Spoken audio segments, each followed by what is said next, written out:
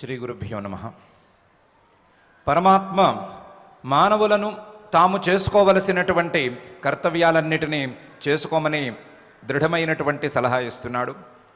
ఇస్తూ ఉన్నటువంటి పరమాత్మ సర్వకర్మాణ్యపి సదా కుర్వాణో మద్వ్యపాశ్రయ మత్ప్రసాదాదవాప్నోతి శాశ్వతం పదమవ్యయం అని చేసే పనులలో చేసే ప్రతి పనిని పూర్తిగా నాకే వదిలిపెట్టుకుని నన్ను మాత్రమే ఆశ్రయించుకుని చేసే పనిని శ్రద్ధగా నిర్వర్తించుకుంటూ సర్వకర్మాణ్యపి సదా కుర్మాణః కేవలం నన్ను మాత్రమే ఆశ్రయించుకుంటూ మద్వ్యపాశ్రయ నా యొక్క అనుగ్రహాన్ని పొందాలి.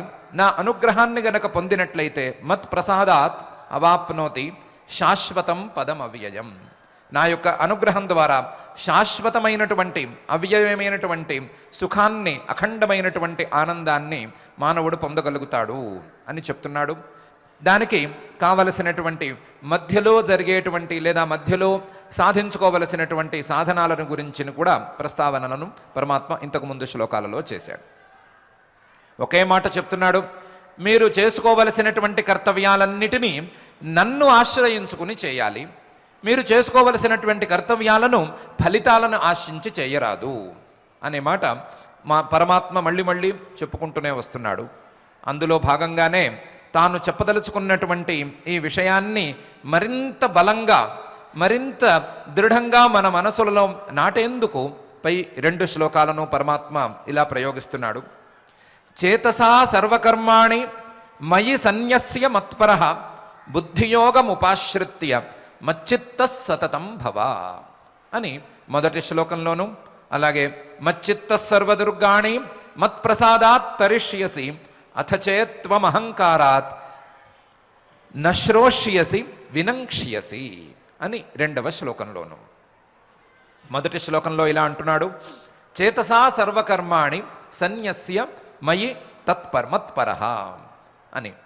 చేతసా సర్వకర్మాణి, చేతసా మనస్సుతో సర్వకర్మాణి చేసుకునేటువంటి కర్మలన్నిటినీ కూడా మయి నాయందు సన్యస్య ఉంచేసి నాకు పూర్తిగా ఆ కర్మలన్నిటినీ సమర్పించుకుని మత్పరః నేనే పరుడిగా లేదా పరమాత్మయే ప్రియతరుడు, పరమాత్మే మాకు అన్నిటికంటే ప్రియం అనేటువంటి భావనను మనసులో దృఢంగా ఉంచుకుని మయి సన్యస్య మత్పరః మత్ప్రసాదాత్ బుద్ధియోగం ఉపాశ్రిత్య నా అనుగ్రహం ద్వారా లభించినటువంటి బుద్ధియోగాన్ని ఆశ్రయించుకుని బుద్ధియోగాన్ని దృఢంగా మనసులో ఉంచుకుని బుద్ధియోగం ఉపాశ్రిత్య మచ్చిత్త సతతం భవ చిత్తాన్ని నాయందే ఉంచుకుని నిరంతరం సతతం కూడా చిత్తాన్ని నాయందే ఉంచుకున్నవాడివి నువ్వు భవ అవ్వాల్సిందే. ఎవరైనా సరే చేసుకోవలసినటువంటి కర్తవ్యాలను చేసుకోవలసిందే. కర్తవ్యాలను చేసుకునేటప్పుడు వాటి యొక్క ఫలితాల మీద దృష్టి పెట్టకుండా ఆ ఫలితాలతో కలిసినటువంటి కర్మలన్నిటినీ పరమాత్మకు సమర్పించుకోవలసిందే. మయి సన్యస్య పరమాత్మ తప్ప సాధారణమైన ఫలితాలు నాకు ఇష్టము అనే భావనను లోపల నుంచి తీసేయవలసిందే. పరమాత్మ స్వరూపం మాత్రమే నాకు ఇష్టమైనటువంటి స్వరూపం అనే భావాన్ని మనసులో ఉంచుకోవలసిందే. దానికి తగినట్లుగా బుద్ధియోగాన్ని సాధించుకోవలసిందే. బుద్ధియోగాన్ని సాధించుకుని క్రమక్రమంగా పరమాత్మ మీదే చిత్తం నిలిచేందుకు ప్రయత్నం చేసుకోవలసిందే అని పరమాత్మ మానవులందరికీ వర్తించేటువంటి ఉపదేశాన్ని ఈ మొదటి శ్లోకంలో ఇస్తున్నాడు. ఏమనిస్తున్నాడు? సర్వకర్మాణ్యపి ఇంతకుముందు శ్లోకంలో చెప్పినట్లుగా చేసుకోవలసినటువంటి కర్మలన్నిటినీ చేసుకుని తీరాలి. చేసుకోవలసినటువంటి కర్మలన్నిటినీ సర్వకర్మాణి మయి సన్యస్య నాయందు విడిచిపెట్టాలి. నాయందు విడిచిపెట్టడం అంటే నేను కర్తను అనేటువంటి భావనను విడిచిపెట్టడం, నేను చేసినటువంటి ఈ పనికి ఫలితం నాకు దక్కాలి అనేటువంటి ఫలకాంక్షను విడిచిపెట్టడంతో సహా కర్మకు సంబంధించినటువంటి ప్రతి అంశాన్ని కూడా పరమాత్మకు విడిచిపెట్టాలి. మయి సన్యస్య దానికి తగ్గట్లుగా చేతస మనస్సును దృఢంపరుచుకోవాలి. మనస్సులో దానికి కావలసినటువంటి నిర్ణయాన్ని బలంగా ఏర్పరచుకోవాలి. బలమైనటువంటి నిర్ణయంతో, దృఢమైనటువంటి సంకల్పంతో కర్మలను చేసుకుంటూ ఆ కర్మలన్నిటినీ కూడా పరమాత్మ స్వరూపానికి సమర్పించుకోవాలి.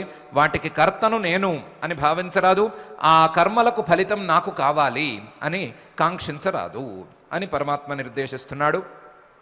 దానికి ఉపాయంగా ఈ చేతసా సర్వకర్మాణి మయి సన్యస్య అనే అంశానికి ఉపాయంగా మత్పరహ అనేటువంటి అంశాన్ని ఉపదేశం చేస్తున్నాడు. మత్పరహ మానవులకు సాధారణంగా ఆయా ఫలితాలు ఇష్టంగా ఉంటాయి, లేదా ఆయా వస్తువులు ఇష్టంగా ఉంటాయి, వ్యక్తులు ఇష్టంగా ఉంటారు. రకరకాల ఇష్టమైన వ్యక్తులు మారిపోతూ, వస్తువులు మారిపోతూ ఉంటారు.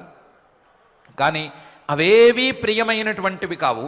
కేవలం పరమాత్మ స్వరూపం మాత్రమే నాకు ప్రియమైనది అనేటువంటి మత్పరత, పరమాత్మపరత, పరమాత్మ తత్పరత అనేది సంపాదించుకోవాలి. అలా సంపాదించుకోగలిగినప్పుడు, పరమాత్మయందు తత్పరత కలిగినప్పుడు, పరమాత్మ తప్ప వేరెవరూ ప్రియులు కారు అనేటువంటి అభిప్రాయం, ఆ అలవాటు మనసులో దృఢంగా నాటుకుపోయినప్పుడు వేరే ఏ ఫలితాల మీద కోరిక ఉండదు, నేను కర్తను అనేటువంటి భావన కూడా మిగలదు.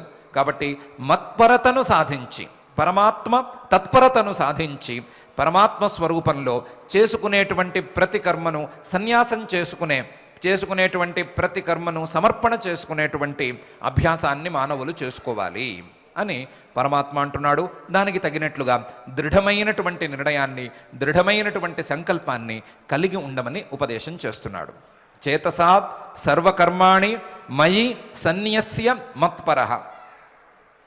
ఈ మత్పరత బలపడిన తరువాత బుద్ధియోగం ఉపాశ్రిత్య, బుద్ధియోగం బుద్ధితో కూడినటువంటి స్వభావాన్ని, స్థిరమైనటువంటి బుద్ధితో నేను కర్తను కాను అనేటువంటి బుద్ధిని స్థిరంగా మనసులో నాటించుకోవటం, స్థిరంగా మనసులో నిలుపుకోవటం అనే బుద్ధియోగంతో కూడి ఉన్నటువంటి వాడై, ఆ బుద్ధియోగాన్ని ఆశ్రయించుకుని, బుద్ధియోగాన్ని తప్ప వేరే భావనను మనసులోకి రానివ్వకుండా, పరమాత్మ స్వరూపాన్ని పొందటమే నాకు లక్ష్యం, ఇది కాక వేరే ఏమీ నాకు లక్ష్యము లేదు అనేటువంటి బుద్ధియోగాన్ని మనసులో నిలుపుకుని, ఆ బుద్ధియోగాన్ని తప్ప వేరే ఏ భావనను మనసులోకి రానివ్వకుండా, బుద్ధియోగం ఉపాశ్రిత్య మచ్చిత్తః సతతం భవ, నాయందే చిత్తాన్ని నిలుపుకుంటూ, వేరే వస్తువుల మీద కానీ, వేరే ఫలితాల మీద కానీ, వ్యక్తుల మీద కానీ, వ్యవహారాల మీద కానీ, క్రియల మీద కానీ, వాటి ఫలితాల మీద కానీ, వేటి మీద మనస్సును పోనివ్వకుండా నాయందే మనసును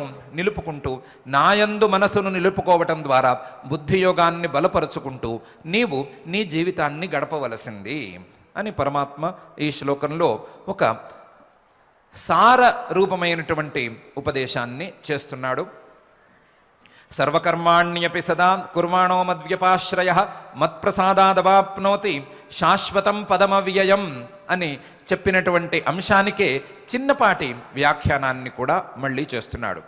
పరమాత్మ యొక్క అనుగ్రహంగా గనక లభిస్తే బుద్ధియోగం లభిస్తుంది అని, ఆ బుద్ధియోగం లభించినప్పుడు మచ్చిత్తః అనేటువంటి అంశం లభిస్తుంది అని, దానికి తగ్గట్లుగా మానవులు పరమాత్మ తత్పరతను, అలాగే కర్మలన్నిటినీ పరమాత్మకు సమర్పణం చేసేటువంటి స్వభావాన్ని కలిగి ఉండాలని ఈ శ్లోకంలో పరమాత్మ చిన్నపాటి వ్యాఖ్యానం చేస్తున్నాడు. వ్యాఖ్యానం చేస్తూ చేతసా సర్వకర్మాణి మయి సన్యస్య మత్పరః బుద్ధియోగముపాశ్రిత్య మచ్చిత్త సతతం భవ అని అంటున్నాడు. ఇలాంటి భావాన్నే పరమాత్మ 9వ అధ్యాయం 27వ శ్లోకంలో చాలా చక్కగానే చెప్పాడు.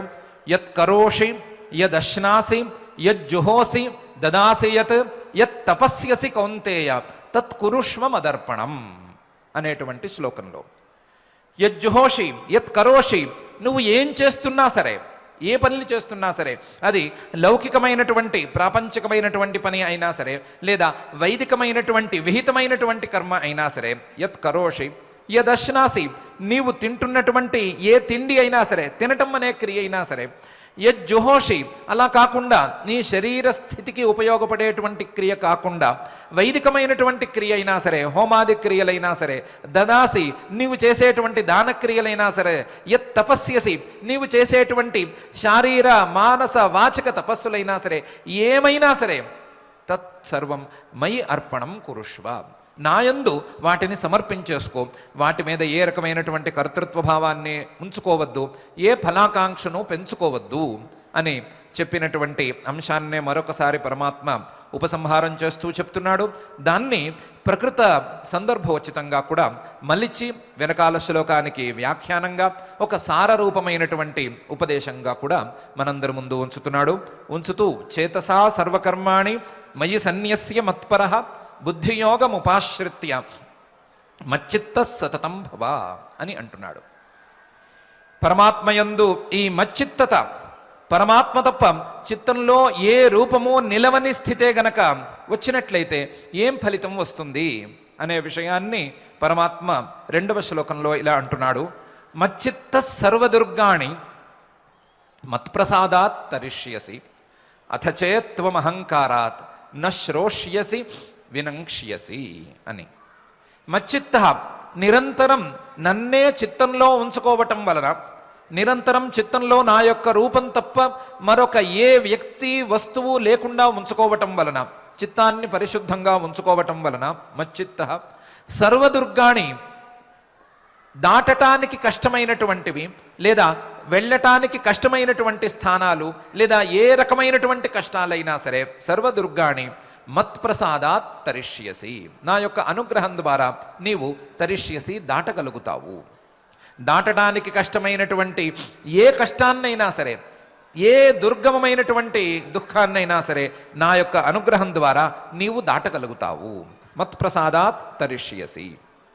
అలా కాకుండా అథచేత్వం అహంకారాత్, ఒకవేళ ఈ పరమాత్మ చెప్పిన మాటలను నేనెందుకు వినాలి, నేను కూడా స్వతంత్రుణ్ణే, నేను చేసుకునేదేదో నేను చేసుకుంటాను అనేటువంటి గర్వం ద్వారా కానీ, లేదా నీకు సహజంగా అబ్బినటువంటి దేహాత్మాభిమాన రూపమైనటువంటి అహంకారం ద్వారా కానీ నేను ఇష్టం వచ్చినట్టు సంచరిస్తాను అని నువ్వు అనుకుంటే, అథచేత్ త్వమహంకారాత్ నశ్రోష్యసి, నేను చెప్పింది నువ్వు వినకపోయినట్లయితే వినంక్ష్యసి, నీ వినాశాన్ని నువ్వే కొని తెచ్చుకుంటావు, నీ కష్టాలను నువ్వే కొని తెచ్చుకుంటావు, నువ్వే నష్టపోతావు అని పరమాత్మ ఈ శ్లోకంలో ఒక హెచ్చరికను సగము అలాగే ఫలితాన్ని సగము కలిపి మనకు ఉపదేశం చేస్తున్నాడు.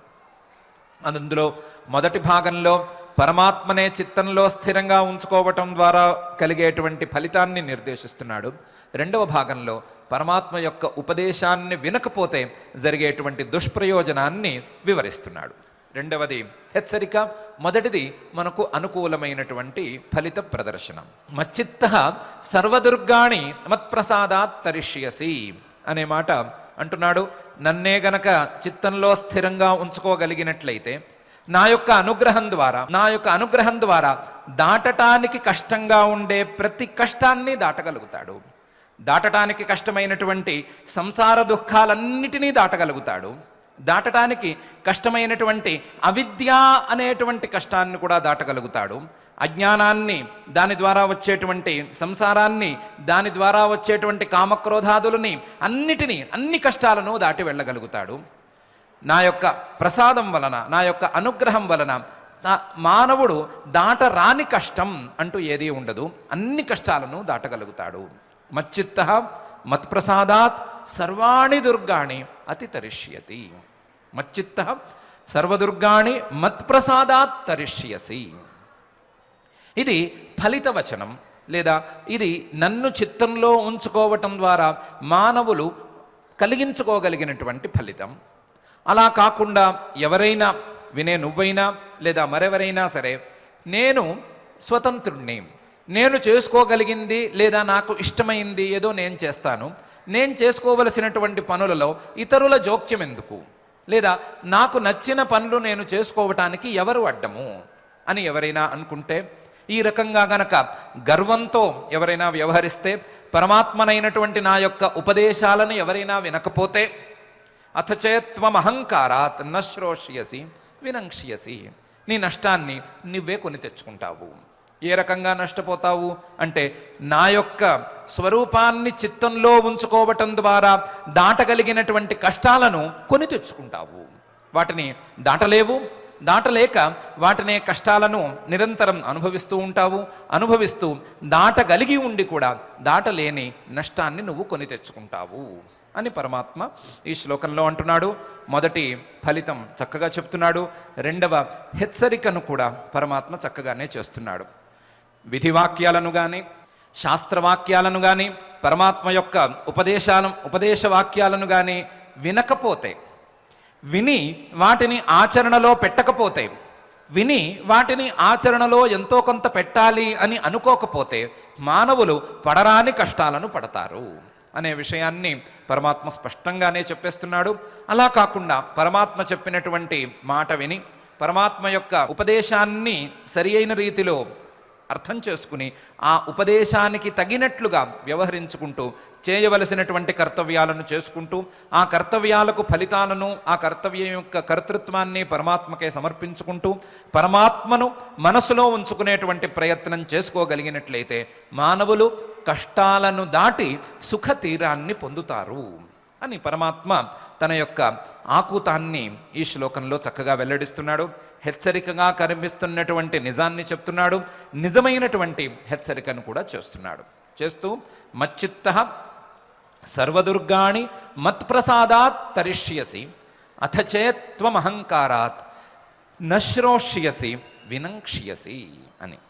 ఇందులో మొదటి భాగం వరకు ఉండేటువంటి అంశం లేదా మొదటి భాగంలో పరమాత్మ చెప్తూ వస్తున్నటువంటి అంశం సుదీర్ఘకాలంగా పరమాత్మ మనకు ఉపదేశం చేస్తున్నటువంటి అంశమే కాబట్టి మనకు చాలా పరిచితమైనటువంటి అంశం. కర్మలన్నీ చేసుకోవాలి, చేసుకునే కర్మలకు ఏ విధంగానూ నేను కర్తను అని భావించకూడదు, వాటి యొక్క ఫలితాలను ఆశించకూడదు, పరమాత్మనే మనసులో ఉంచుకోవాలి, పరమాత్మనే ప్రియుడిగా ఉంచుకోవాలి, వేరే ఏ ఫలితాలను ప్రియంగా భావించకూడదు అనే అంశాలను మనం వేరువేరు సందర్భాలలో పరమాత్మ వాక్యాల ద్వారా విన్నాము.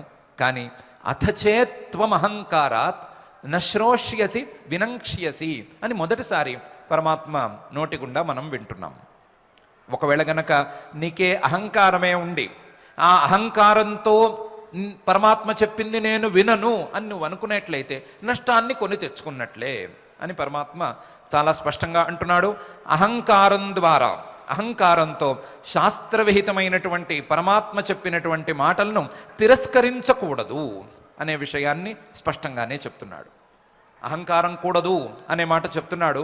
ఒకవేళ అజ్ఞానంతోనైనా సరిగా అర్థం చేసుకోకపోవటం వలనో, లేదా శక్తి చాలకపోవటం వలనో, లేదా సరి అయినటువంటి సంకల్ప బలం లేకపోవటం వలనో పరమాత్మ చెప్పినటువంటి అంశాలను ఆచరించుకోలేకపోతే ఒకవేళ క్షమించేట్లున్నాడు. కానీ అహంకారంతో పరమాత్మ చెప్పిన మాటలను వినకపోతే మాత్రం పరమాత్మ క్షమించేట్లుగా కనిపించటం లేదు, నష్టాలకు బాధ్యత వహించేటట్లుగా కూడా కనిపించటం లేదు. అహంకారాన్ని మాత్రం దరి చేరనివ్వద్దు అనే విషయాన్ని స్పష్టంగానే చెప్తున్నాడు. అథచేత్వం అహంకారాత్ నశ్రోష్యసి వినంక్ష్యసి అని. అహంకారంతో పాడైపోయిన వాళ్ళు, అహంకారంతో పెద్ద పర్వత శిఖరం లాంటి స్థాయిలో ఉండేటువంటి వాళ్ళు, పాతాళానికి దిగజారిపోయినటువంటి వాళ్ళు ఎంతోమంది మనకు చరిత్రలో కనిపిస్తూనే ఉంటారు. మనకు కనిపించేటువంటి సాధారణ ప్రజల దగ్గర నుండి మనం వినేటువంటి సాధారణ చారిత్రక పురుషుల వరకు, అంతకు వెనకాల ఉండేటువంటి పురాణ పురుషుల వరకు కూడా అహంకారం ద్వారా ఎవరెవరు ఏ విధంగా నష్టపోయారు అనే విషయం మనకు కాస్త తెలుస్తూనే ఉంటుంది. అహంకారం ద్వారా తమను తాము నష్టపరుచుకున్నవారు, తమతో పాటుగా తమ పక్కవారిని నష్టపరిచిన వారు ఎంతమంది ఉన్నారు అని మనకు లెక్కే లేదు. వాటిల్లో చెప్పుకోదగ్గ సామర్థ్యం ఉండి చెప్పుకోదగ్గ స్థితికి వెళ్ళి కూడా అహంకారంతో మళ్ళీ కిందకి దిగజారిపోయినటువంటి ఒక మహానుభావుడి గురించి మనం చెప్పుకొని తీరాలి. ఆయన వాస్తవానికి మహానుభావుడు. అహంకారం అనేది కేవలం మన స్థాయిలో మనం చెప్పుకోవలసినటువంటి మాట అయితే కాదు, అది చాలా పెద్ద స్థాయిలో వాళ్ళు మాట్లాడవలసిన మాట. మహానుభావుడు కాబట్టి ఆ మహానుభావుడు యొక్క చరిత్ర చెప్పుకున్నట్లవుతుంది. అంతటి మహానుభావుడైనా సరే అహంకారాన్ని గనక తెచ్చుకున్నట్లయితే ఏ విధంగా నష్టపోతాడు అని కూడా చెప్పుకున్నట్లవుతుంది. కాబట్టి చెప్పుకోవటం వాస్తవానికి ఆయన చరిత్ర చాలా గొప్ప చరిత్ర. అది కార్తవీర్యార్జునుడి యొక్క చరిత్ర. కార్తవీర్యుడు అనేది ఆయనకి తండ్రి గారి ద్వారా వచ్చినటువంటి పేరు. కృతవీర్యుడి యొక్క కొడుకు అయిన ఆయన పేరు కూడా మన కథానాయకుడి పేరే అర్జునుడు అని. తండ్రి గారు పెట్టుకున్న పేరు అర్జునుడు, తండ్రి గారి పేరు కృతవీర్యుడు కాబట్టి కృతవీర్యుడు కొడుకు కార్తవీర్యుడు, కార్తవీర్యార్జునుడు అని పిలవటం మొదలుపెట్టారు. కృతవీర్యుడు చాలా పాతకాలం వాడు, శ్రీరాముడి కంటే కూడా వెనకాల కాలం వాడు, కృతయుగంలో వాడు ప్రాయ, లేదా త్రేతాయుగం మొదటి ప్రాంతం వాడు. ఈయన చాలా పెద్ద చక్రవర్తి అని పేరు. భూమండలం మొత్తాన్ని ఈ 7 వర్షాలను చక్కగా పాలించినటువంటి మహానుభావుడు. ఆయన అసలు పేరు ఎవరికీ తెలియదు. ఆయన ప్రతాపాన్ని, ఆయన యొక్క పరాక్రమాన్ని చూసి కృతవీర్య అనటం మొదలుపెట్టారు అందరూ. ఆ పేరే ఆయనకు స్థిరపడిపోయింది. ఈ కృతవీర్యుడు గారు మొత్తం భూమండలాన్ని ఏకఛత్రాధిపత్యంతో పాలిస్తున్నాడు. కానీ పాలిస్తున్న వాడికి ఎంతకాలం పోయినా, ఎంతమంది భార్యలున్నా సంతానం నిలవటం లేదు. సంతానం కొంతమందికి కలగటం లేదు, కొంతమందికి నిలవటం లేదు. అందులోనూ ఆయన పట్టమహర్షి శీలధరాదేవి, ఆవిడికి అసలే సంతానం నిలవటం లేదు. ఎన్నో వ్రతాలు చేశారు, ఎన్నో పూజలు, ఉపవాసాలు, యజ్ఞాలు, హోమాలు, దానాలు అన్నీ చేస్తూనే వెళ్ళారు. ఎన్ని చేసినా సరే వారికి సంతానం కలగటం లేదు, కలిగిన సంతానం నిలవటం లేదు. చాలా ఇబ్బందిగా ఉంది. ఆయన ఒకరోజు కష్టపడి ఎవరినో ఆశ్రయించుకుని ఏవో వ్రతాలు చేసి ఈ వ్రతం ద్వారా సంతానం కలుగుతుంది అనేటువంటి ఒక మాటను పొందాడు. దానికి తగ్గట్టుగా సంతానం కలగటం అంటే గర్భం మొదలైపోయిన తర్వాత ఏ నియమాలను పాటించాలి, ఏ వ్రతాలను చేయాలి అని కూడా వారి ద్వారా తెలుసుకున్నాడు. తెలుసుకుని ఆయా వ్రతాలను చేసుకుంటూ వస్తున్నాడు. ఈసారి గర్భం 7వ నెల వరకు కూడా నిలిచింది. 7వ నెలలో ప్రత్యేకించి ఏదో సప్తక వ్రతం అని సూర్యనారాయణ స్వామిని ఉద్దేశించి చేయవలసిన వ్రతం ఏదో ఉందిట, దాన్ని కూడా ఆయన చేశాడు. చేసిన తర్వాత గర్భం నిలిచింది. నిలిచిన గర్భం ఇంకేముంది, శిశువు రూపంలో బయటికి రావాలి అనగా ఈ మహారాణి గారికి ఒక కల వచ్చింది. ఆ కలలో సుదర్శన చక్రం లాంటి వెలుగుల చక్రం ఒకటి కనిపించింది. ఆ వెలుగుల చక్రానికి అంచులు మాత్రం వంగిపోయి ఉన్నాయి. అంచులు పూర్తిగా వంగిపోయి పాత కత్తికి ఉన్నట్లుగా ఉన్నాయి. కానీ చక్రం మాత్రం గిరగిరా తిరుగుతోంది, అందంగా ఉంది, వెలుగుగా ఉంది, ప్రకాశంగా ఉంది. ఆవిడ సుదర్శన చక్రం రావటం సంతోషంగానే భావించింది కలలోకి. కానీ అంచులేంటి వంగిపోయి ఉన్నాయి అని కొంచెం ఆందోళన చెందింది. శకునాలు రకరకాలుగా ఉంటాయి కదా, ఏమైనా అపశకునమా అని ఆవిడ భయపడుతూ వచ్చింది. చివరికి చేసేదేం లేదు, వెలుగుకి వంకర ఏమీ లేదు, కాబట్టి ఇది వంకర కానే కాదు అని ఆవిడే సాంత్వనపరుచుకుంది. చివరికి ఒకరోజు ప్రసవం అంటూ అయింది. ప్రసవం అయింది అని అందరూ సంతోషిస్తున్నారు. సంతోషించి రాజ్యంలో ఉత్సవాలు చేస్తున్నారు. ఉత్సవాలు చేస్తూ ఉండగా పిల్లవాడిని ఒకసారి చూస్తే పిల్లవాడికి చేతులు సరిగ్గా లేవు. చేతులు చుట్ట చేతులు, అసలు ఏమీ పని చేసేట్లు లేవు, అసలు చేతులు లేస్తాయి అనేటువంటి నమ్మకం కూడా లేదు.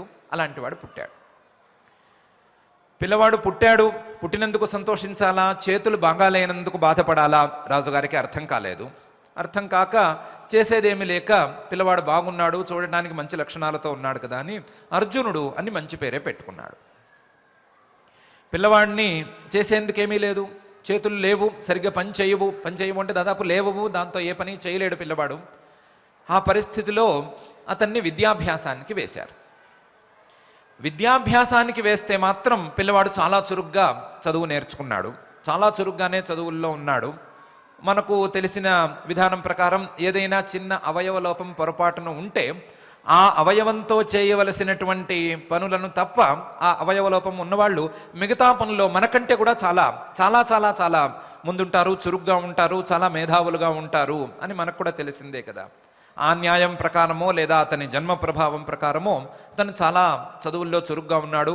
ధర్మశాస్త్రాన్ని, నీతి శాస్త్రాన్ని, యుద్ధ శాస్త్రాన్ని, అలాగే యోగ శాస్త్రాన్ని అన్నిటినీ ఆపోసన పట్టేశాడు చిన్న వయసులోనే.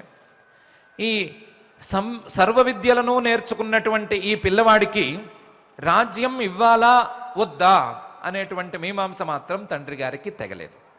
విద్యలైతే పూర్తయిపోయినా సరే ఈ విద్యలన్నీ ఉన్నాయి, కానీ ఈ చేతులు సవ్యంగా లేనటువంటి వాడికి రాజ్యం ఇవ్వాలా వద్దా అనే సందేహం ఆయనకి తెగలేదు. ఇంకొకడికి ఇచ్చేందుకు ఇంకో సంతానము లేదు. ఆయన అలా బాధపడుతూనే ఒకరోజు కాలం చేసేసాడు రాజుగారు. ఈయనకి ఏమీ రాజ్యభారం ఇవ్వలేదు, యువరాజ్యం కూడా సరిగ్గా ఇవ్వలేదు. రాజుగారు, పెద్ద రాజుగారు వెళ్ళిపోయారు. చిన్న రాజుగారిని రాజ్యంలో కూర్చోపెడదాము అని అందరూ అనుకున్నారు. లేదా చేసేదేమీ లేదు, రాజుగారి అబ్బాయి ఒక్కడే ఉన్నాడు, ఇతను ఇలా ఉన్నా ఇంకో రకంగా ఉన్నా చేసేదేం లేదు, కూర్చోబెడదాము, అందరం తలా కాస్త సహాయం చేద్దాము ధర్మపరంగా ఆయన రాజ్యం చేసేందుకు మనం దోహదం చేద్దాము అని అనుకున్నారు. వెళ్ళి ఆయనకి చెప్పారు, మీరు సింహాసనంలో కూర్చోండి అని. పిల్లవాడు పెద్దగా వయసు కూడా లేదు, 17-18 ఏళ్ళు ఉంటాయేమో. వీళ్ళందరికీ తల తిరిగిపోయే సమాధానం చెప్పాడు. ఏమని చెప్పాడు? నాకు ఈ రాజ్యకాంక్ష లేదు. రాజ్యకాంక్ష ఎందుకు లేదు అంటే, రాజ్యం ఎవరు చేయాలి అంటే సర్వశక్తి సంపన్నుడు చేయాలి. సర్వశక్తి సంపన్నుడు కాక అసలు చేతులే సవ్యంగా లేని నాలాంటి వాడు సింహాసనంలో కూర్చుంటే రాజ్యం జరిగేదేంటి? రాజ్యంలో రాజుగారు సింహాసనంలో కూర్చున్నారు అంటే ప్రజలందరూ కూడా ఆయన మనల్ని రక్షిస్తాడు అని నమ్మకంతో ఉంటారు కదా. ఆ నమ్మకంతోనే పన్నులు కడతారు, ఆ నమ్మకంతోనే రాజును దేవుళ్ళా కొలుస్తారు. ఇలాంటి సందర్భంలో నేను వాళ్ళను రక్షించలేకుండా సింహాసనం ఎక్కితే అర్థమేముంటుంది? ఒకవేళ మీరందరూ సహాయం చేస్తాము, మేమేదో రక్షిస్తూ ఉంటాము, నువ్వు ఆజ్ఞలేస్తే చాలు అని అన్నా అది మీరు చేసిన రక్షణ అవుతుంది, కానీ నేను చేసిన రక్షణ ఎందుకు అవుతుంది? నేను మిమ్మల్ని యుద్ధానికి పంపిస్తే మీరు యుద్ధంలో గెలిచి వచ్చినట్లు అవుతుంది, కానీ నేను గెలిచినట్లు ఎలా అవుతుంది? ఎవరైనా నవ్వినా, ఏమైనా ఎదురు తిరిగినా నా దగ్గర సమాధానం ఏముంటుంది? కాబట్టి అసమర్థుణ్ణి గనక నేను రాజ్యంలో కూర్చోను. అసలు నా ఆలోచన ఇంతటితో ఆగిపోలేదు. వాస్తవానికి రాజ్యం ఎవరు చేయాలి అని నేను రాజశాస్త్రాన్ని, నీతిశాస్త్రాన్ని, అలాగే ధర్మశాస్త్రాన్ని అన్నిటినీ పరిశీలించి చూశాను. అలాగే ఉపనిషత్తులను, యోగశాస్త్రాలని అన్నీ కలగలిపి చూస్తే నాకు అర్థమైంది ఏంటంటే, రాజ్యంలో ఒక్కడే ఉండాలి రాజు. రాజ్యంలో రాజు ఒక్కడే బలవంతుడై ఉండాలి. ఆ బలవంతుడైనటువంటి రాజు రాజ్యం మొత్తాన్ని శాసించగలిగి ఉండాలి. ఆ బలం తపోబలమై ఉండాలి, ఆ బలం పరాక్రమ బలమై ఉండాలి, ఆ బలం నీతిశాస్త్ర బలమై ఉండాలి, ఆ బలం ధర్మబలమై ఉండాలి. రకరకాల బలాలతో ఉండేటువంటి రాజు ఒక్కడే రాజ్యం చేయాలి. రాజుకి సహకారులు ఉండకూడదు. సహకారులు ఉండటం అంటూ వస్తే వాళ్ళు ఇష్టం వచ్చినట్లు చేస్తారు. రాజుగారి ధర్మరాజ్యం నిలవకపోవచ్చు. కాబట్టి ఈ చేతులు సవ్యంగా లేవు కాబట్టి నేను ఎక్కను అనే మాట ఒకటి. దీనికి తోడు చేతులు సవ్యంగా ఉన్న రాజ్యాన్ని పాలించే అర్హత నా దృష్టిలో నాకు పూర్తిగా లేదు. కాబట్టి నేను రాజ్యానికి రాను, రాజ్యం చేయడానికి సింహాసనం మీద కూర్చోను అని చెప్పాడు. కొంతమంది మంత్రులు అవాక్కయ్యారు, కొంతమంది మంత్రులు బిత్తరపోయారు, కొంతమంది ఏమిటి ఇలా అనుకున్నారు, ఆశ్చర్యపోయారు. కానీ గర్గమహాముని మాత్రం, ఆయన కూడా మంత్రుల్లో ఒకరు, పురోహితుడు, ఆయన మాత్రం చాలా సంతోషించాడు.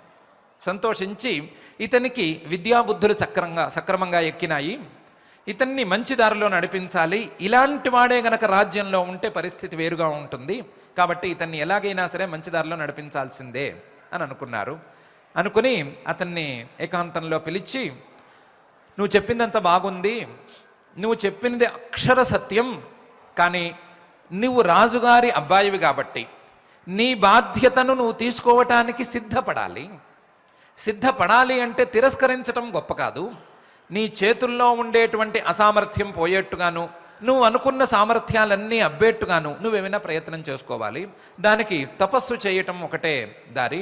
ఆ తపస్సుల్లోనూ ఉత్తమమైనటువంటి తపస్సు, సులభమైన తపస్సు ఒకటి దగ్గరలో ఉంది. మన సహ్యాద్రి శిఖరాల దగ్గర దత్తాత్రేయ స్వామి వారు సంచరిస్తున్నారు. నువ్వు ఆయన దగ్గరకు వెళ్ళి ఆయనకు భక్తిగా శుశ్రూష చేసినట్లయితే, ఆయన అనుగ్రహం గనక సాధించినట్లయితే నీకు ఈ కోరిన కోరికలన్నీ వస్తాయి, అలాగే నువ్వు అనుకున్నటువంటి లక్షణాలన్నీ నీకు వస్తాయి. నువ్వు బాధ్యత తీసుకోవాలి, బాధ్యత తీసుకునేటట్లుగా నీవు సాధించుకోవాలి అని చెప్పాడు. ఈయనకు కూడా సలహా నచ్చింది. ఎలా చేస్తాను, నాకేమి చేతులు లేవు కదా, శుశ్రూష ఏం చేస్తాను అని అడిగాడు. అడిగితే గర్గమహాముని గారు ఏదో సమాధానం చెప్పారు. ఈయన మొత్తం మీద సహ్యాద్రి పర్వతానికి వెళ్ళాడు. వెళితే అక్కడ స్వామి కనిపించాడు. స్వామి కనిపిస్తే ఆయనకు ఈయన చేతనైనంత సేవ చేస్తున్నాడు. చేతులు కొంచెం సామర్థ్యం తక్కువ ఉన్న చేతులు కాబట్టి ఎంత చేతనైతే అంత చేస్తున్నాడు. స్వామి కూడా చాలా రోజుల పాటు పరీక్ష పెట్టాడు. సేవ చేయించుకుంటూనే ఉన్నాడు. పాపం ఇతనికి చేతులు సవ్యంగా లేవు కదా, బలంగా లేవు కదా అని జాలి చూపించటం లేదు. జాలి చూపించకుండా చెప్పరాని పనులన్నీ చెప్తున్నాడు. అయినా సరే ఇతను పట్టు విడవకుండా సేవలు చేస్తూ వచ్చాడు. సేవలకి ఒకరోజు స్వామి కొంచెం కోపగించుకున్నట్టుగా నటించి ఇతన్ని తోసేశాడు. తోస్తే పాపం దూరంగా పడ్డాడు. ఆ పడటం ఈ రెండు ఉన్న చేతులు కాస్త ఊడి పడిపోయినాయి. అసలే బలంగా లేవు, ఊడి కూడా పడిపోయినాయి. పడిపోతే స్వామి కాస్త జాలితో అన్నాడు, ఏమయ్యా నువ్వేదో నీ చేతులకి బలం కావాలి అని, నీకేదో కోరికలు తీరాలి అని నా దగ్గరకు వచ్చావు, నేనేమో నిన్ను పరీక్షిస్తూ వస్తున్నాను, లేదా నిన్ను కష్టపెడుతున్నాను, నిన్ను తోశాను, ఉన్న చేతులు కూడా ఊడినాయి, కనీసం అందానికి కూడా చేతులు లేవు, చేతులు ఉన్నాయి అనిపించుకోవడానికి కూడా వీలు లేకుండా తయారు చేశాను, కాబట్టి నాలాంటి వాడిని పట్టుకుంటే నీకేమొస్తుంది, నువ్వు నీ రాజ్యానికి వెళ్ళు, నీకు సేవకులు ఉంటారు, వాళ్ళతో సేవలు చేయించుకో, సేవలు చేయటం మానుకో అన్నాడు. అంటే కార్తవీర్యార్జునుడు ఒప్పుకోలేదు. అలా కాదు స్వామి, చేతులతో పాటు పాదాలు పోయినా, కాళ్ళు పోయినా, లేదా వాటితో పాటు ప్రాణాలు పోయినా సరే నీ పాదాలను మాత్రం నేను విడిచిపెట్టను. చేతులతో పట్టుకోగలిగితే చేతులతో పట్టుకుంటాను, చేతులకు సామర్థ్యం లేకపోతే మనస్సుతో పట్టుకుంటాను, కానీ నిన్ను మాత్రం నేను విడిచిపెట్టను అని అన్నాడు. స్వామి కూడా ఇంకా కూడా పరీక్షలు చేశాడు. ఎన్ని పరీక్షలు చేసినా ఈ భావం నుండి పాపం కార్తవీర్యార్జునుడు కొంచెం కూడా పక్కకి జరగట్లేదు అనే విషయాన్ని ఆయనే కనిపెట్టేశాడు. కనిపెట్టి చాలా సంతోషమయ్యా, ఇలా నాకు సేవలు చేసిన వాడు కానీ, ఇలా నా అనుగ్రహం కోసం పరితపించిన వాడు కానీ మరొకడు ఇంతవరకు లేడు, నీ ఒక్కడివే ఇలా చేశావు, కాబట్టి నీ కోరికలన్నీ తీరుస్తాను, ఎన్ని కోరికలుంటే అన్ని చెప్పు, ఎన్నికుంటే అన్ని చెప్పు, నేను తీరుస్తాను, ఏమి మొహమాట పడద్దు, వరుసగా లిస్ట్ అవుట్ చెయ్యి అని చెప్పాడు. వరుసగా లిస్ట్ తీశాడు ఈయన. కార్తవీర్యార్జునుడు చాలా రోజులుగా దాచుకున్నాడు కోరికలన్నిటినీ. ఏంటి? మొదలు నాకు చేతులు రావాలి, ఆ చేతులలో పరాక్రమం ఉండాలి, ఇలాంటి చేతులు నేను తలుచుకుంటే 1000 చేతులు రావాలి, నాకు సహస్రబాహువు అని పేరు రావాలి, నేను రాజ్యంలో సింహాసనంలో కూర్చోవాలి, కూర్చున్న దగ్గర నుంచి నేను తప్ప రాజ్యంలో ఇంకొకడు అధికారి ఉండకూడదు, మొత్తం అధికారాలన్నింటినీ నేనే చెయ్యాలి, నా రాజ్యంలో ఎవరికి తప్పు చేయాలి అనే కోరిక కలిగినా సరే నేను అక్కడ ప్రత్యక్షం అవ్వాలి, నా రాజ్యంలో ఎవరికి ఏ వస్తువు పోయినా సరే నేనే వెతికి ఇవ్వాలి, నా రాజ్యంలో తప్పు చేయాలి అనేటువంటి అభిప్రాయమే ఎవరికీ కలగకూడదు, నా రాజ్యంలో మరొక విరోధి ఉండకూడదు, నా రాజ్యంలో అధర్మం రాకూడదు, నా రాజ్యంలో ఏ రకమైనటువంటి ఉత్పాతాలు జరగకూడదు, ఇవి జరగకూడదు, అవి జరగకూడదు అని లిస్ట్ చేశాడు. చివరికి ఒక గొప్ప వరం కూడా అడిగాడు. చివరికి అడిగాడు, ఇంత జరిగినా సరే, ఎంత జరిగినా సరే నా మనసులో కొంచెం కూడా అహంకారం కలగకూడదు, నా మనసులో కొంచెం కూడా గర్వం ఉండకూడదు, నాకు గర్వం ఉండకూడదు, ఈ సామర్థ్యం అంతా ఉండాలి అని కోరుకున్నాడు. కోరుకుంటే స్వామి చాలా సంతోషించాడు. ఇతని ధర్మబుద్ధికి, ఇతనిలో ఉండేటువంటి తెలివికి, శాస్త్రజ్ఞానానికి అన్నిటికీ చాలా సంతోషించాడు. సంతోషించి అన్నీ కానీ ఇంకా కూడా నేను నీకు వరాలు ఇస్తున్నాను పో అని చెప్పి కొన్ని వరాలు ఇచ్చాడు. ఇంకా వరాలు ఇచ్చాడు. నువ్వు అడిగినవి చాలవు, నేను ఇంకా ఇస్తున్నాను పో అని వరం ఇచ్చాడు. చివరికి కార్తవీర్యార్జునుడు ఇంకో వరం కూడా అడిగాడు. చివరికి నా మరణం నాకంటే పెద్ద మహావీరుడు, నీ అవతారంలో ఉండేటువంటి మహానుభావుడు, అటువంటి వాడితోనే జరగాలి, చిన్నా చితకా వాళ్ళతో నాకు మరణం కూడదు అని కూడా అడిగాడు. అన్నిటినీ స్వామి ఓకే అనేశాడు, ఒప్పుకున్నాడు. ఈ సహస్రబాహువు కాస్త రాజ్యంలోకి మారాడు, సింహాసనం ఎక్కాడు. ఎక్కిన తర్వాత ముందు రాజ్యంలో ఒక చాటింపు వేశాడు, ఒక ఆజ్ఞ. ఏంటంటే ఎవ్వరూ ఆయుధం పట్టుకోకూడదు, ఎవరైనా ఆయుధం పట్టుకుంటే వాళ్ళని హింసతో కలిగి ఉన్నాడు, హింసావ్రతం చేస్తున్నాడు అని చెప్పి వాళ్ళని శిక్షిస్తాను అని నియమం పెట్టాడు. రాజ్యంలో ఆయుధం లేకపోతే ఎలా జరుగుతుంది? రాజ్య రక్షణ ఏమిటి? లేకపోతే సామంతులు కానీ, మరొక విరోధులు కానీ, మరొక యవనులు కానీ ఎవరైనా ఆ దాడి చేస్తే పరిస్థితి ఏంటి అని మంత్రులందరూ గగ్గోలు పెట్టారు. మీరందరూ ఊరుకోండి అన్నాడు. ఎవరిని ఆయుధం పట్టుకోవద్దన్నాడు. ఎవరికి తప్పు చేయాలి అనే భావన వచ్చినా, ఎవరికైనా తప్పు చేయాలి అనే భావన వస్తే ఈయనే 1000 బాహువులతో వెళ్ళి వాడి ముందు నుంచి జాగ్రత్త అని బెదిరించేవాట. తప్పు చేయాలి అనే భావన కూడా రాదు. తప్పు చేసిన తర్వాత వాడికి దండన ఇచ్చేది ఎలా అనేటువంటి ఆలోచన లేదు. తప్పు చేయాలి అనే భావన వస్తేనే ఈయన ప్రత్యక్షం అయ్యేవాడు. ప్రతివాడు మనస్సు చదివేసేవాడు. ఎవరైనా అధర్మ మార్గంలో ఉంటే వాడిని లాక్కొచ్చేసేవాడు, ధర్మ మార్గంలోకి తోసేసేవాడు. రకరకాలుగా రాజ్యం మొత్తం తానే వ్యాపించి రకరకాలుగా రాజ్యాన్ని ధర్మ మార్గంలో నడిపించటం మొదలుపెట్టాడు. కానీ పొరపాటును కూడా గర్వాన్ని కొద్దిగా కూడా రానివ్వకుండా చూసుకుంటూనే ఉన్నాడు. గర్వం వస్తోందా, నాకేమైనా గర్వం కలుగుతోందా మనసులో అని వెతుక్కుంటున్నాడు. గర్వం రాలేదు అని తృప్తి పడుతున్నాడు. 10,000 యజ్ఞాలు చేశాడు అని వినికిడి. 10,000 యజ్ఞాలు చేశాడు. ఆ యజ్ఞాలన్నిటినీ పరమేశ్వరార్పణ బుద్ధితో చేశాడు. చేస్తే ఈయన మనసే కొంచెం వైరాగ్యానికి లోనైంది, వైరాగ్యం కలిగింది ఈయనకి. వైరాగ్యంతో మళ్ళీ స్వామి దగ్గరకు వెళ్ళాడు. స్వామి దగ్గరకు వెళ్ళి, అయ్యా ఇదేమిటి అదేమిటి, ఆ తత్వం ఏమిటి ఈ తత్వం ఏమిటి అని అడిగాడు. స్వామి జాగ్రత్తగా కూర్చోబెట్టి ఆయనకి యోగాభ్యాసం కూడా చేయించాడు.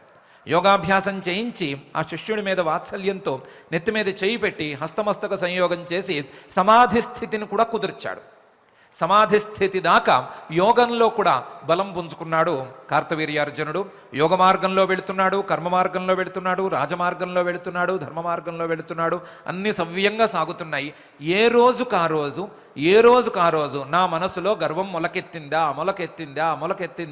అని చూసుకుంటూనే ఉన్నాడు. కానీ ఆ గర్వం మొలకెత్తటం మానేసి చాప కింద నీరులా పరుచుకోవటం ప్రారంభించింది.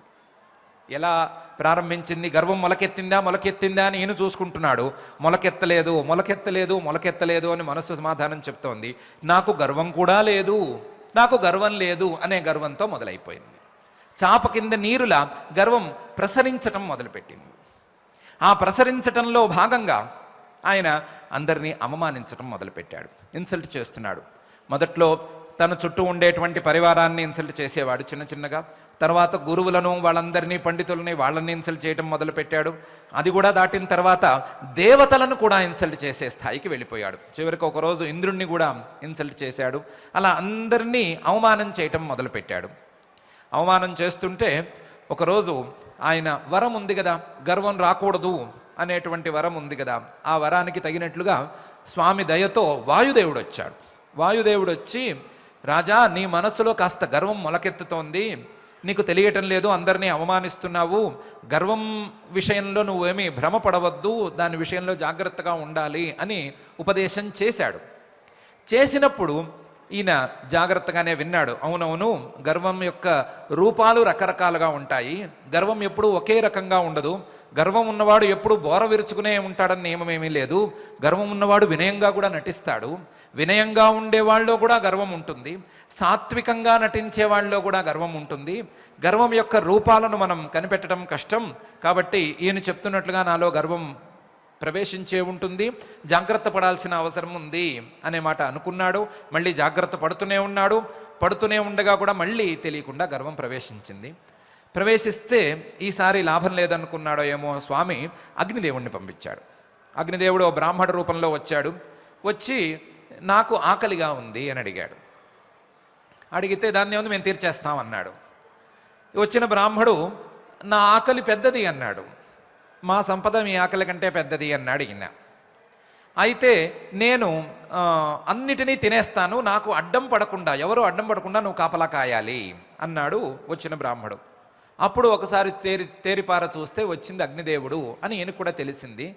తెలిసినా సరే నన్నేదో పరీక్షించడానికి ఏమైనా వచ్చాడా, లేదా ఈయన ద్వారా నేను ఉపదేశం పొందాలా, ఇలాంటి దేవతామూర్తి, నేను 10,000 యజ్ఞాలలో అర్చించినటువంటి అగ్నిదేవుడు నా ముందుకు వచ్చాడు కదా, ఈయన ద్వారా నేను పొందవలసిన ఉపదేశం ఏమిటి అని ఈయన అనుకోలేదు.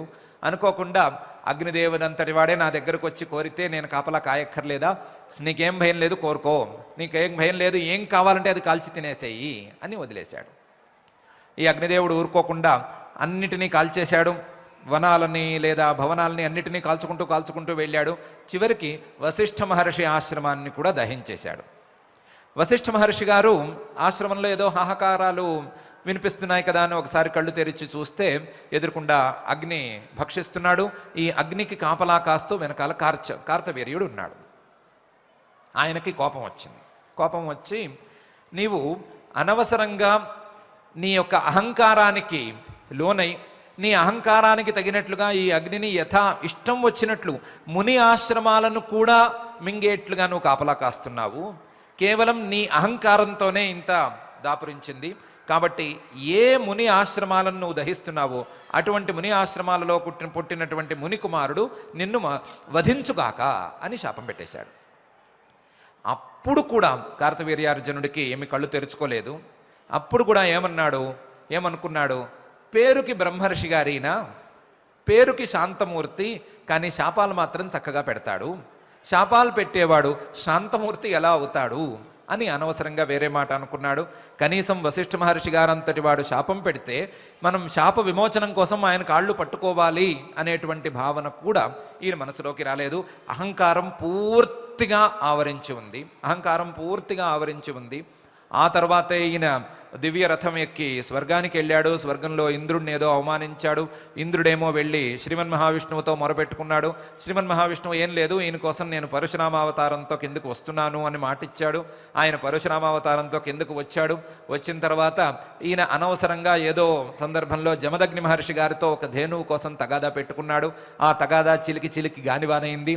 ఆ గాలివానలో పరశురాముడు అనేటువంటి జమదగ్ని కుమారుడు వచ్చి తన గండ్రగొడ్డలితో ఈయన ఉండగానే ఈయన 1000 బాహువుల్ని పూర్తిగా తీసేశాడు, నరికేశాడు. 1000 బాహువుల్ని ఏకకాలంలో నరికేశాడు. అంతవరకు ఆయుధం పట్టేవాడే లేనప్పుడు, ఆయుధం పట్టేవాడు ఎవరు ఈయన రాజ్యంలో లేని పరిస్థితులలో ఒక గండ్రగడ్డలితో వచ్చి ఒక మునికుమారుడు నా యొక్క బాహువులన్నిటినీ ఖండించేశాడు అంటే ఈయనకి ఆశ్చర్యం వేసింది. ఆ ఆశ్చర్యంతో ఎవరైనా అని కాస్త యోగబలంతో చూశాడు. చూస్తే వచ్చినవాడు శ్రీమన్ మహావిష్ణువు. స్వామి మాట ప్రకారం ఒక మహావీరుణ్ణి పంపించాడు, తన యొక్క అంశతోనే పంపించాడు. ఆ మహావీరుడితోనే నాకు మరణం రాసి ఉంది అని అనుకుని ఆయనకి పూర్తిగా శరణు పొంది మరణాన్ని పొందేశాడు. చివరికి ఈయన ఆయన శిరస్సును కూడా ఖండించేశాడు. తర్వాత చాలా చాలా సంఘటనలు జరిగినాయి, అవన్నీ వేరే ప్రస్తావన. ఈ చరిత్రలో, ఈ కార్తవీర్యార్జునుడి యొక్క చరిత్రలో ఎంత స్థాయికి వెళ్ళాడు, ఎంత జీరో నుంచి ఎంత హీరో స్థాయికి వెళ్ళాడు.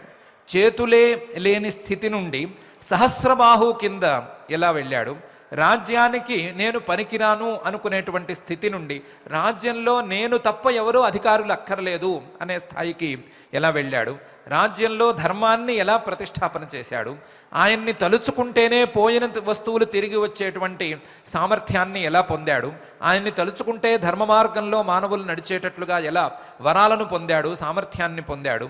పొందినవాడు అహంకారంతో ఎంతటి నీచాలకు దిగజారాడు, లేదా ఎంతటి దుస్థితికి తనే దిగజార్చుకున్నాడు తనను తాను. ఆ అహంకారం కూడదు అని తెలుసుకున్నాడు. అహంకారం వస్తోందా అని నిరంతరం వెతుక్కున్నాడు. వెతుక్కున్నా సరే ఆ అహంకారానికే అనవసరంగా బలైపోయాడు. అహంకారం చేసేటువంటి హాని సామాన్యమైనది కాదు.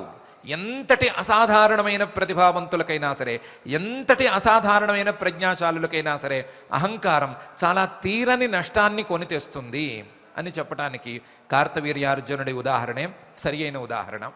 అహంకారం అనే అంశాన్ని పక్కన పెట్టేస్తే మటుకు కార్తవీర్యార్జునుడి చరిత్ర లాంటి చరిత్ర మరొకటి ఉండదు.